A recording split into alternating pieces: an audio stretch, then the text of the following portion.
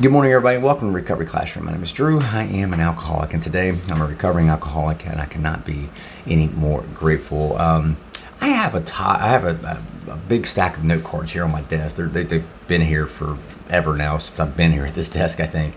They're note cards with topics and comments and feedback that we've gotten from crosstalk meetings, from clients. Whenever we go into a treatment facility, they'll write down topics, or they'll just give us feedback. Hey, we like this, we didn't like that, or whatever. So there's a whole stack of cards over here. Last night I was on the phone till like 1 o'clock this morning with another alcoholic, and I was trying to describe something.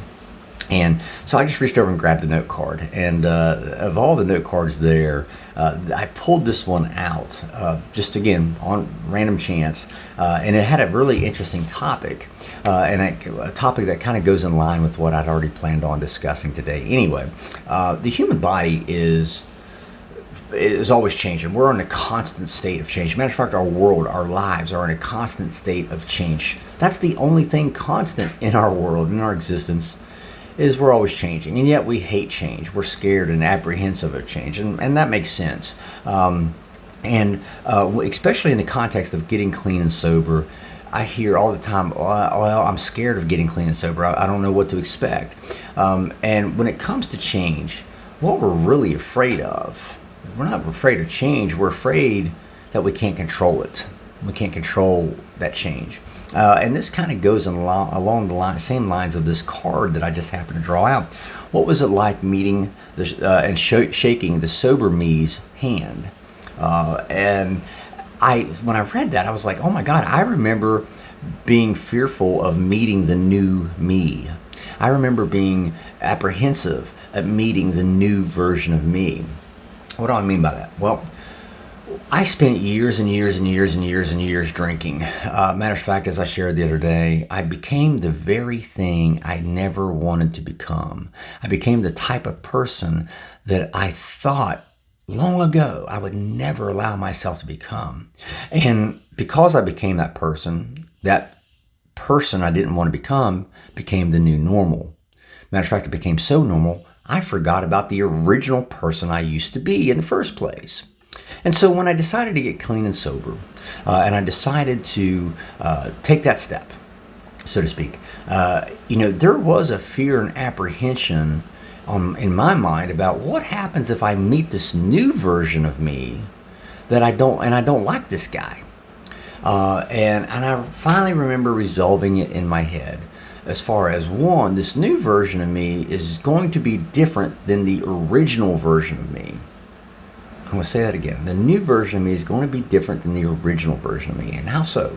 Well, the original version of me obviously had character defects, obviously had issues. You know how I know?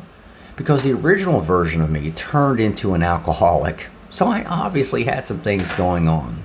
The new version of me, however, allowed me the opportunity and the chance to fine-tune, to tweak some of those things from the original version of me. The new version of me allowed me the chance to correct some of those mistakes and some of those errors that I made a long time ago that ultimately led me down into my drinking career. The new version of me was designed to be the better version of me. Matter of fact, I'll go on so far as to say the new version of me was designed to be the best version of me. So that negated that. However, I do understand, and to the original topic here, I do understand there is a fear and apprehension of meeting that new version of you, shaking that new version's hand. I did it. What happens if I don't like it? What happens if all of a sudden I start to like, I don't know, sauerkraut or hot dogs or whatever, I get it. Early in my sobriety, I was like 3 or 4 months in, I had the opportunity to spend quite a bit of time by myself, just me and my dogs, right? And my kids, obviously. And during that period, and I've said this a million times, during that period was critical for me because it allowed me to get to know that new version of me, to get to learn my likes and my dislikes, to get to learn the things I wanted to change about myself. Going back to that change topic, things are always going to be in a constant state of change, whether we want them to or not. Things are always going to be changing, especially in our bodies. Our cells are always going to die off and create new cells. That's the process of aging. We get that. Things are always going to change. And again, that fear of change comes from not being in control. I was scared that I was going to change into this new person that I didn't like. But that period of time, that 30 to 45 days, I was allowed to get to know me, and I was allowed to get to control some of the things that I otherwise I didn't think I was going to be able to control. So I was allowed and given the opportunity to say, yeah, I don't think I'm going to do this anymore. I don't think I'm going to do that, but I think I'm going to do this and do this over here. I did have a chance to shake that new Drew's hand. And matter of fact, as I said just a moment ago, that new version of me has become the best version of me. I'm not perfect by any means, never claim to be. I'm far from perfect. Again, all my friends will tell you I have problems in my life, but I can tell you this much for sure.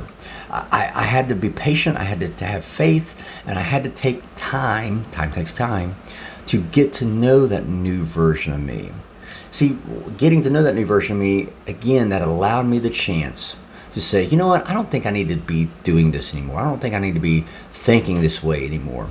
I don't think I need to be doing that over there anymore. I think I need to start this and start that. I had some type of control in creating that new version of me. So while I appreciate and understand that nervousness, that fear, that apprehension in getting to meet the new version of yourself, I want to assure you, you have some control to not only make it a new version, but the best version of who you want to become. So with that being said, I'll let you guys go. Thank you guys for letting me come in and share 5 to 10 minutes of your day with you. You guys absolutely keep me sober, and I could not be any more appreciative. If there's a topic you'd like to hear discussed, feel free to drop it into an email or email it directly to me, Drew, DREW, at recoveryclassroom.org. We'll take a look at it, see what we can do.